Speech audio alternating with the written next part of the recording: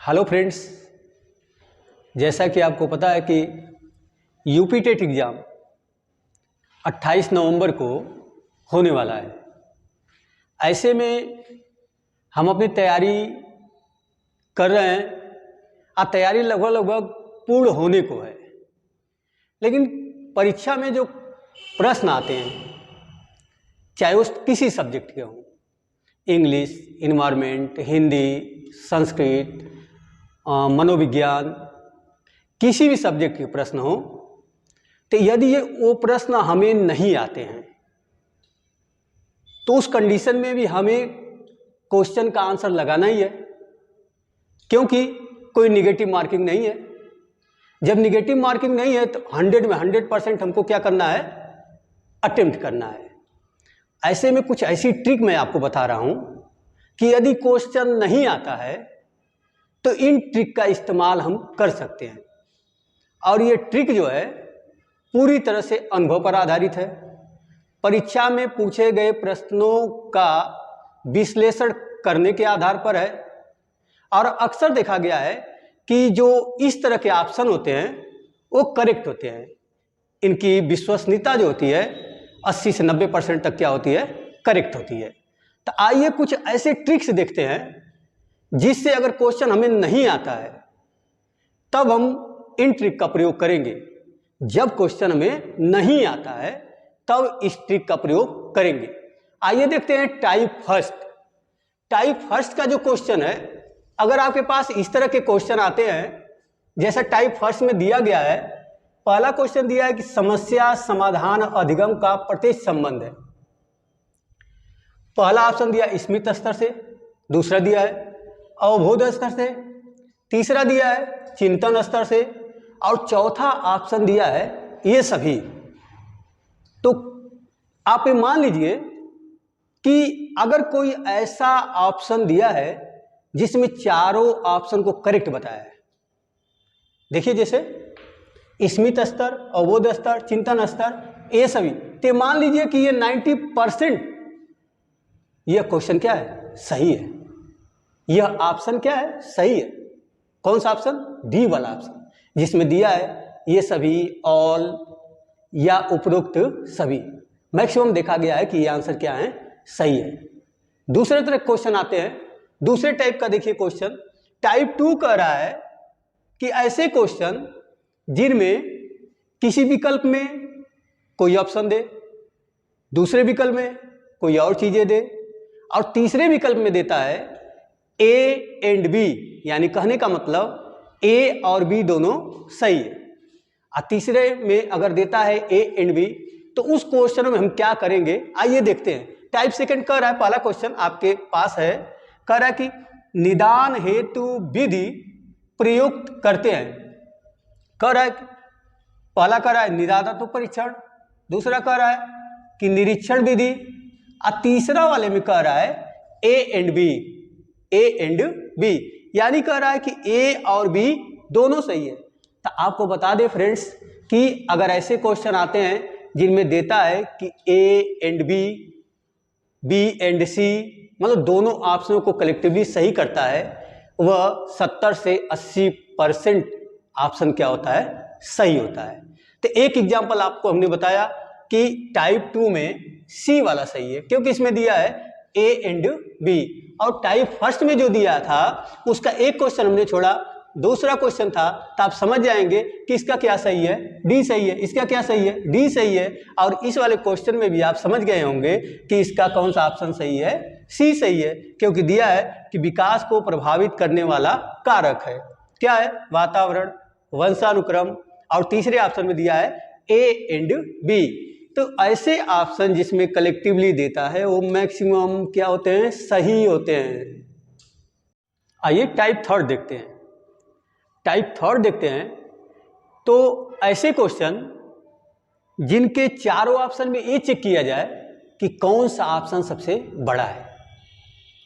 जो ऑप्शन सबसे बड़ा होता है अक्सर वो क्या होता है, सही होता है, क्योंकि सही लिखने के लिए पूरा लिखना ही पड़ेगा। और वह ऑप्शन अगर क्वेश्चन का नहीं है, उत्तर नहीं है, तो कोई भी ऑप्शन हम दे सकते हैं। तो टाइप 3 क्या है, आप समझ गए होंगे कि यदि ऑप्शन में क्वेश्चन के जो ऑप्शन हैं बड़े बड़े दिए हैं तो उसमें जो सबसे लॉन्गेस्ट ऑप्शन होगा वही करेक्ट होगा। आइए देखते हैं एग्जांपल में। पहला क्वेश्चन दिया है अनियत तापी प्राणी कौन है। ऑप्शन नंबर फर्स्ट, वे प्राणी जिनके रक्त में हीमोग्लोबिन नहीं होता है। ऑप्शन नंबर सेकंड, वे प्राणी जो खूंखार होते हैं। ऑप्शन नंबर थर्ड, ऐसे प्राणी जिनका शारीरिक तापमान स्थिर होता है। और लास्ट ऑप्शन है ऐसे प्राणी जिनका शारीरिक तापमान वातावरण के तापमान के अनुरूप बदलता रहता है। तो जैसा फ्रेंड्स हमने बताया कि जो लॉन्गेस्ट ऑप्शन होगा वो क्या होगा, सही होगा। तो इसके अकॉर्डिंग तो डी वाला ऑप्शन हमारा क्या है, सही है। आइए देखते हैं तो डी वाला ऑप्शन क्या है, सही है। सेकंड क्वेश्चन बोर्ड पे स्क्रीन पे दिखाई दे रहा है आपके, तो आप तो अनुमान लगा ही लिए होंगे कि इसका आंसर कौन सा सही होगा। देख लेते हैं। फिलहाल क्वेश्चन कह रहा है कि शिक्षण अधिगम प्रक्रिया की दृष्टि से एक अच्छा शिक्षक वह है जो, पूछ रहा है, कह रहा है कि शिक्षण अधिगम प्रक्रिया की दृष्टि से एक अच्छा शिक्षक वह है जो कक्षा में बातचीत रोकने में सफल हो जाता है, बच्चों को बात करने ना दे। सेकंड कह रहा है बातें करने वाले को दंडित करता है, जो बात करे उसकी पिटाई कर दे, दंड दे दे। तीसरा ऑप्शन कह रहा है कि उदासीन रहता है, बालक है चाहे बात करे चाहे पढ़ाई करे हम न्यूट्रल रहेंगे। लास्ट वाला ऑप्शन कह रहा है जो सोचता है कि बातचीत को सीखने के संसाधन के रूप में उपयोग किया जा सकता है। कह रहा है कि बालक जो बात कर रहे हैं उसको एक संसाधन के रूप में किया जाए, यानी उससे उनको कुछ सिखा दिया जाए। तो हमारा जो टाइप थर्ड था ये बता रहा था कि जो सबसे लॉन्गेस्ट ऑप्शन होगा वो ये करेक्ट ऑप्शन, तो उसके हिसाब से लग रहा है कि डी वाला ऑप्शन क्या है, सही है, एक्यूरेट भी है। क्या है, सही है। नेक्स्ट क्वेश्चन आइए देखिए, टाइप 4 देखते हैं। टाइप 4 देखते हैं। आइए नेक्स्ट टाइप का क्वेश्चन देखते हैं कि यदि कोई क्वेश्चन दिया है और उसके ऑप्शनों को देख रहे हैं आप, और किसी ऑप्शन में कोई वर्ड लिखा है और उसके बाद ब्रैकेट में जैसे कोष्टक में कोई इंग्लिश वर्ड लिखा है या कोई ऐसा वर्ड लिखा है उसके साइड में जिसको एक्सप्लेन कर रहा है वो, तो मान के चलिए फ्रेंड्स कि ये 90 to 95% ये ऑप्शन क्या होगा, सही होगा। क्यों? क्योंकि वो जो ऑप्शन दिया जाता है पेपर में, तो जो ऑप्शन देता है उसको क्लियर करता है। यही चीज हम पूछ रहे हैं। तो आइए पहले एग्जांपल देखते हैं। क्या क्वेश्चन है? क्वेश्चन है एड्स विषाणु के लिए सबसे ज्यादा प्रयोग की गई दवा है। एड्स विषाणु के लिए सबसे ज्यादा प्रयोग की गई दवा है। पहला ऑप्शन दिया है जूडोवुडिन, दूसरा दिया है वीरोजोल, तीसरा दिया है माइकोनाजोल और तीसरा दिया है नोनॉक्सिनॉल। तो जैसा कि हमने आपको बताया कि ये अगर किसी ऑप्शन में, ऑप्शन के बगल में ब्रैकेट में कोई वर्ड दिया है, इंग्लिश वर्ड दिया है, हिंदी वर्ड ही दिया है या कोई भी वर्ड दिया है और बाकी सारे ऑप्शन सिंपल हैं, तो इसका मतलब यह है कि वही ऑप्शन क्या है, सही है। आइए देखते हैं। तो इसका फर्स्ट ऑप्शन क्या होगा, सही होगा। दूसरा क्वेश्चन देख रहे हैं कि दूसरा क्वेश्चन जो है टाइप 4 का, जड़ों द्वारा अवशोषित जल पत्तियों तक पहुंचाने का कार्य करता है। पहला ऑप्शन है चौल्दीना लिखा है, दूसरा दारू और ब्रैकेट में दे दिया जाइलम, बता रहा है कि दारू को हम क्या कहते हैं, जाइलम कहते हैं। फ्लोयम, इनमें से कोई नहीं। तो यानी आप समझ गए होंगे कौन सा क्वेश्चन सही है। तो इसका मतलब कि बी वाला ऑप्शन क्या है, सही है। टाइप 5 की तरफ चलते हैं। टाइप 5 देख लीजिए। टाइप 5 कह रहा है कि निम्न में से कौन वायुमंडल की स्वतंत्र नाइट्रोजन का स्थिरीकरण करता है।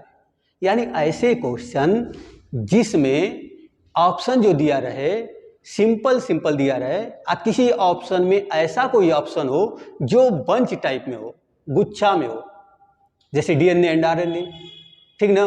यानी कहने का मतलब योजक चिन्ह लगाओ, योजक चिन्ह लगाओ, ऐसे चाहे एंड लगाओ, तो आप समझ जाइएगा कि 70 से 80% यह क्वेश्चन सही होते हैं। आइए देखते हैं क्वेश्चन को। टाइप 5 में पहला क्वेश्चन क्या है, निम्न में से कौन वायुमंडल की स्वतंत्र नाइट्रोजन का स्थिरीकरण करती है। तो देख रहे हैं कि यहाँ पे जो नीले हरे शैवाल, पहला ऑप्शन दिया था प्रोटोजोआ, वायरस, थर्ड ऑप्शन दिया है नीले हरे शैवाल और लास्ट ऑप्शन दिया है कवक। तो यहाँ पे जो ये चिन्ह लगा हुआ है, ठीक, या ये बंच टाइप में नीले हरे शैवाल, तो ये ऑप्शन क्या होगा, राइट होगा। नेक्स्ट क्वेश्चन देखते हैं। कह रहा है मनोविज्ञान में तृतीय बल निम्न में से किसे कहा जाता है। आंसर आपको पता चल गया होगा। एक आंसर हम बता रहे हैं, दूसरा आप अपने से निकाल ले रहे हैं, ये हमको पता है, ठीक ना। देखिए मनोविज्ञान में तृतीय बल निम्न में से किसे कहा जाता है। पहला ऑप्शन संज्ञानात्मक, सामाजिक, मानवीयता परम और लास्ट ऑप्शन सांस्कृतिक। तो सी वाला ऑप्शन क्या होगा, सही होगा। देखते हैं अगले टाइप का क्वेश्चन। अगले टाइप का क्वेश्चन क्या है कि सिर्फ हम इतना बताना चाह रहे हैं आपको इस टाइप के क्वेश्चन में कि अगर कोई प्रश्न दिया है, उसके लास्ट ऑप्शन में दिया है इनमें से कोई नहीं, तो ऑप्शन नहीं सही होगा, वो ऑप्शन नहीं सही होगा। मान के चलिए कि 70 से 80% वो ऑप्शन नहीं सही है। तो यदि जो आपके नहीं आ रहे थे क्वेश्चन तो आपको आ नहीं रहा था, तो जहां 25% आपके पास चांस था इस क्वेश्चन को सही करने के लिए, वहां इस क्वेश्चन को आप तुरंत काट देंगे इस ऑप्शन को कि ये ऑप्शन नहीं सही है। तो अब आपके पास सही करने के लिए 33% चांस हो गए।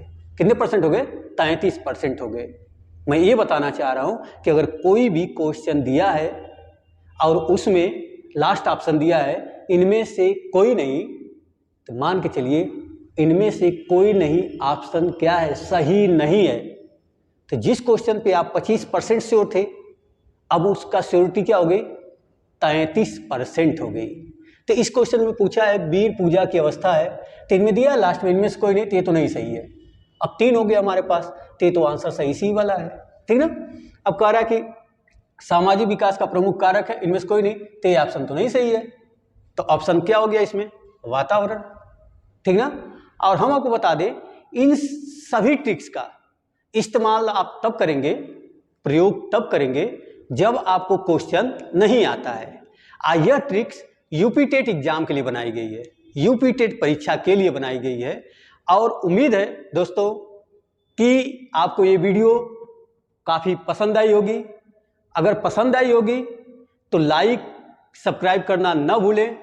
और इसके प्रयोग से वे छात्र जरूर लाभान्वित होंगे जो किसी कारणवश बॉर्डर लाइन पर रह जाते थे, जिनका 4 नंबर, 5 नंबर, 6 नंबर से कहीं न कहीं रिजल्ट रुक जाता था, अनक्वालिफाइड में आता था। निश्चित रूप से इस वीडियो के हेल्प से वे इस बार क्वालिफाइड हो जाएंगे और यूपी टेट एग्जाम जो 28 नवंबर का होने वाला है उसके लिए आप सभी छात्रों को बेस्ट ऑफ लक।